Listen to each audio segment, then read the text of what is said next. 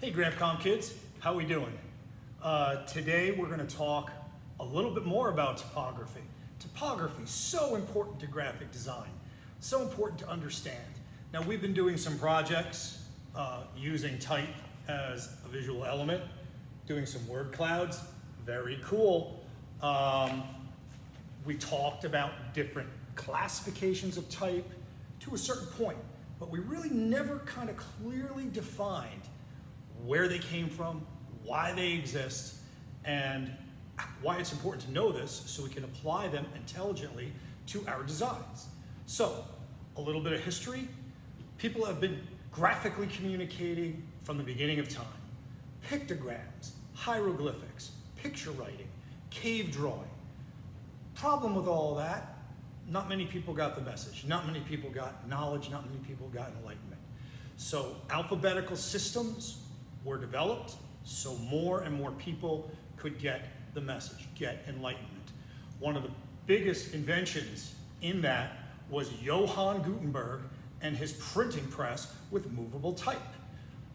Incredible, incredible invention, really resulted in many people getting enlightenment, getting education, and really progressing.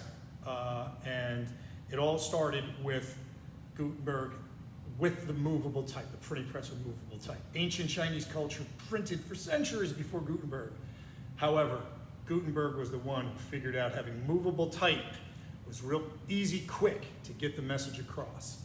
Some examples of movable type. What I mean by this is every single word that you put on the printed page needed to be typeset with movable type. These are lead-based. You need to type, position an F, position an L, and so on. You would position them in a chase and put it on a printing press. Still was time consuming, but it was a lot faster than cave drawings for sure. A system of measurement was developed using a pica gauge. Of course, graphic designers then, as they do today, use traditional scaled rulers like inches and millimeters, but graphic designers have a system of measurement that they can use of picas and points, where you would measure your lead type and it would indicate the point size. This is so when you go into Microsoft Word and you say, let's make that type bigger, it says point after it, or PT, or Google Documents. You need to get the type bigger, it says PT or points. That's where it comes from, gang. History. Measuring the lead type with a pica gauge for picas and points. Okay, leading, space between lines of type, literally means a hunk of lead.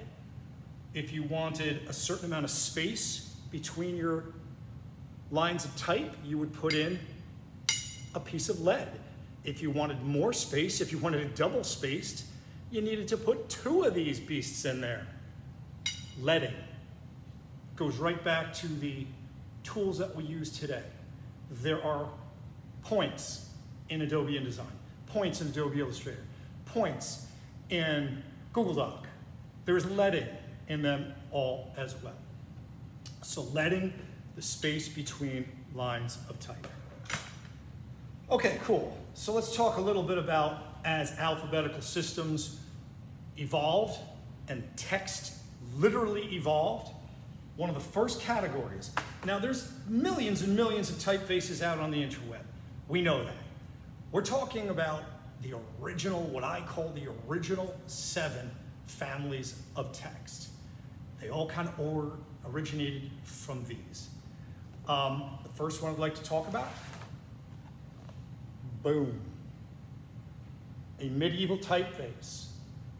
Before this was turned into lead type, this was done by monks by hand. Little tiny little paintbrushes on paper. Each letter had to be tediously drawn. Beautiful, but it took a long time. Okay?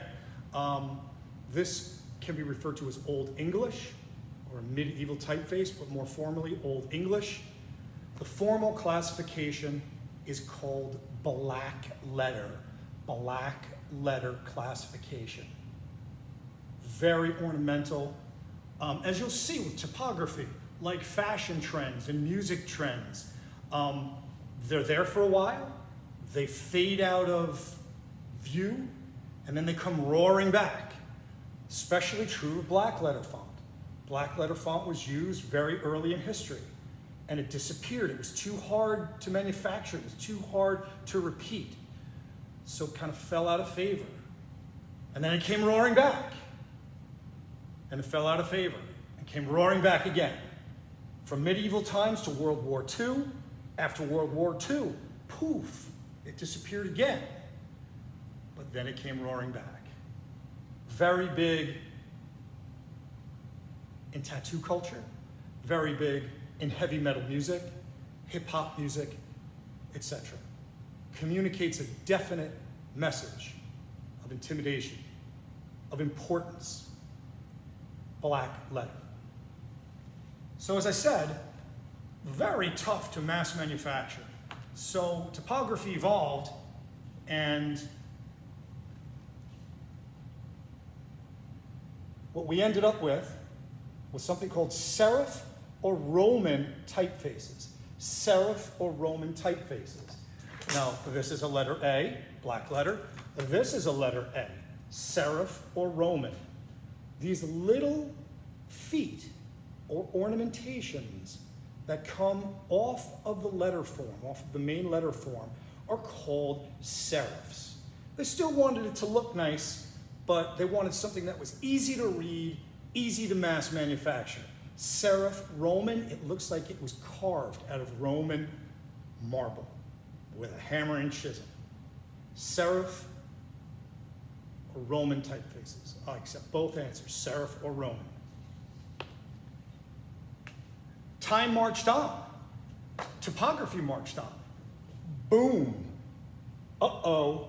The serifs are gone. The serifs have been chopped off. This is sans serif typefaces. Once again, it related to the time period of history. There wasn't time for ornamentation. There wasn't time for art. There was time for just getting the message across. Boom, bang, important. Sans serif. Sans, S-A-N-S, in French means without.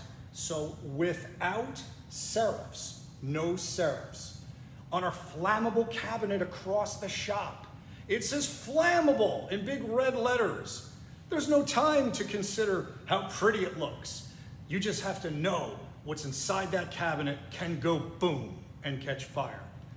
Sans serif, classically Helvetica.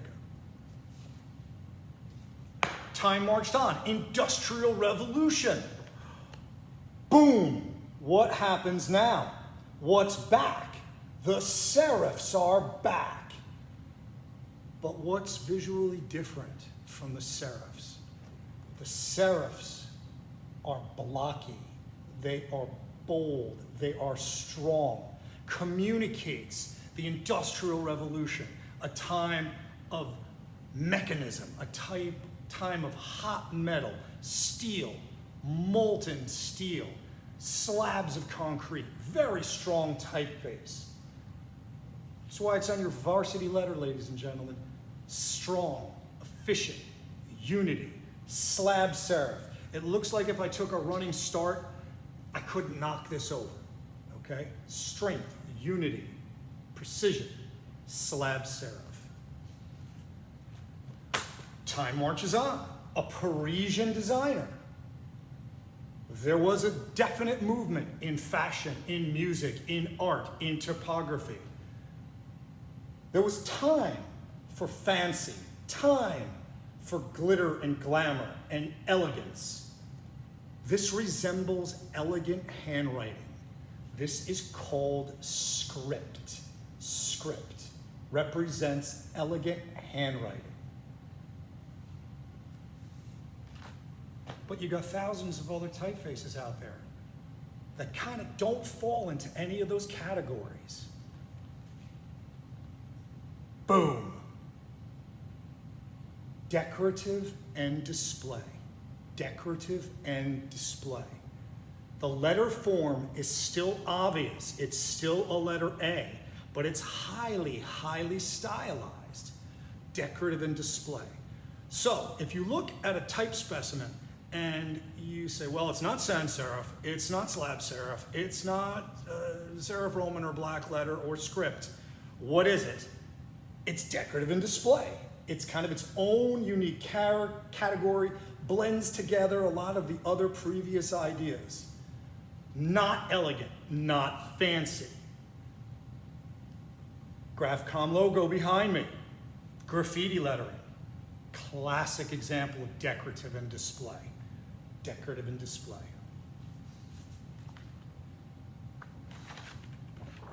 Next, number 7, symbol and ornamental. Symbol and ornamental. These are like basic pictograms. This is going back to almost cave drawings and evolving as time move forward into logo development and to what we have now with emojis. They're little pictures, but yes, still topography. They do have meaning. It's not just visual eye candy like the snowflake. In the case of the musical note, someone who understands music and how to read music, that symbol or ornament is very meaningful to play the music in a particular way. This little emoji here, I don't know, I guess it communicates cool or chill or something. I'm not quite sure, but it communicates a message with one symbol and ornamental. They can just be eye candy, or they could be very meaningful in the case of musical notes or mathematical symbols. So, we have number 7, symbol and ornamental. Decorative and display. Slab serif. Script, elegant. Sans serif, no serifs, sans, without serifs, without serifs. Serif Roman, the little ornamental feet, the serifs. And all the way back, black letter. So, that's a very, very short, abbreviated history of what I'm calling the original 7 classifications of text. I'm not talking about style like italic or bold or hyper-condensed or anything like that. I'm just simply talking about the general classifications. You had these 7 that evolved over time, and they kind of like mutated into what we have now, which is an amazing amount of fonts and text to express our ideas. So that's it. Thank you very much.